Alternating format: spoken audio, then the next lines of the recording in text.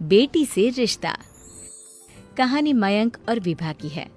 मयंक एक अच्छी नौकरी करता था, लेकिन विभा की जाति का ना होने के कारण विभा के माता पिता शादी के लिए नहीं मानते हैं।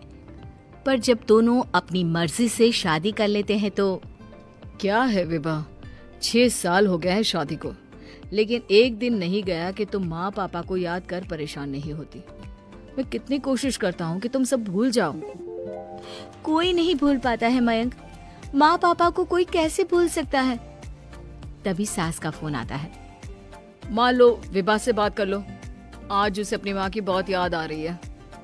बेटा विभा, मैं आ जाऊं? हम दोनों चलेंगे तेरे माँ पापा के पास। बोलो। ना माँ जी, वो आप लोगों को कुछ बोलेंगे तो मुझे और भी बुरा लगेगा। आखिर आप भी मेरी माँ ही तो हैं। अरे सुन लेंगे ना यार, कोई बात नहीं, बोलेंगे ही ना। चलो माँ, मैं फोन रख रहा हूँ। वो क्या है ना, आज विभा को लेकर डॉक्टर के पास जाना है। बहुत दिनों से इसके सर पर लगातार दर्द हो रहा है। अरे हाँ हाँ, ले जा बेटा, सर दर्द को हल्के में नहीं लेना चाहिए। वैसे भी ना बहू सोचती बहुत है। मयंक माँ का फोन रख देता है और दोनों कार से अस्पताल जाते हैं। लेकिन जैसे ही वो लोग अस्पताल जाते हैं, विभा को स्ट्रेचर में नर्स उसकी माँ को लेकर जा रही दिखती है। मयंक, माँ, मयंक वो मेरी माँ है। इतने सालों बाद दिखी भी तो इस हाल में मैं उनके पास जा रही हूँ। अरे रुको, कहीं वो लोग तुम्हें देखकर और परेशान ना हो जाए, या फिर तुम्हें कुछ बोल ना दे विभा, तुम फिर परेशान हो जाओगी। मयंक कैसी बात कर रहे हो, वो माँ है मेरी। विभा पास खड़े अपने चाचा चाची से बात करने की कोशिश करती है, लेकिन वाह, तेरे जैसी बेटी जिसकी हो वो तो मर ही जाए तो अच्छा है। वैसे पार्क में पैर फिसला है तेरी माँ का, रीढ़ की हड्डी टूटी है। रिद्धि को चाची की बात का बिल्कुल बुरा नहीं लगता। शायद वो सुन ही नहीं रही थी कि चाची क्या कह रही थी। वो सीधे माँ के कमरे में जाती है। कौन है आप? ये मेरी माँ है, मेरा नाम रिद्धि। रिद्धि नाम है ना आपका? दर्द में भी ये आपका ही नाम ले रही थी। हाँ, ये सुनते ही रिद्धि का कलेजा मुंह में आ जाता है। ये वही माँ है जिसने कड़े शब्दों में ये कह दिया था कि अब तेरा मेरा रिश्ता खत्म। फिर रिद्धि का पति मयंक भी वहां आ जाता है। सामने खड़े होते हैं रिद्धि के पिता। पापा, क्या हुआ माँ को? वो पार्क में गिर पड़ी, रीढ़ की हड्डी में चोट आई है। रिद्धि पिता की तरफ देखती है, लेकिन पिता मुंह फेर लेते हैं। पता है मयंक, माँ दर्द में मेरा नाम ले रही थी। मेरी माँ मुझे याद कर रही थी मयंक। मैं माँ को कुछ नहीं होने दूंगी, देख लेना।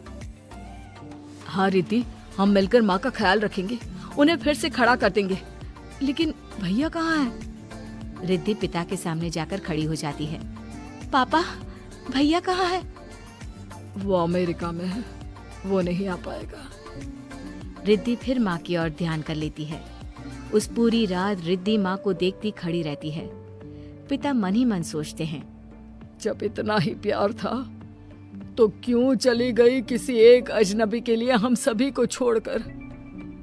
तभी डॉक्टर बाहर आते हैं। आपकी वाइफ को होश आ गया है, क्या मैं उनसे मिल सकता हूँ?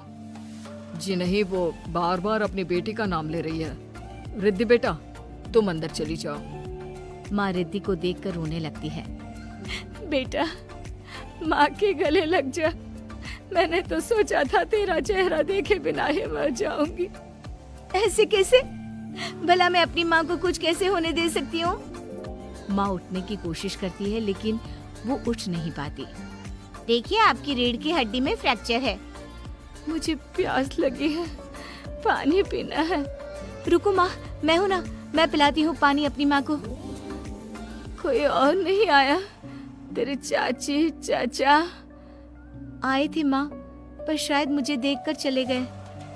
जाने थे, इस वक्त भी पुरानी रंजिश देख रहे हैं।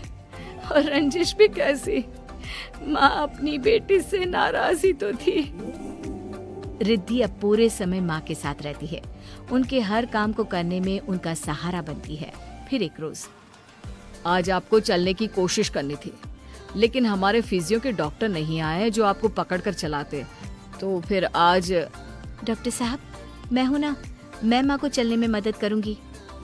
रिद्धि माँ को चलाती फिराती, उनके खाने पीने का ख्याल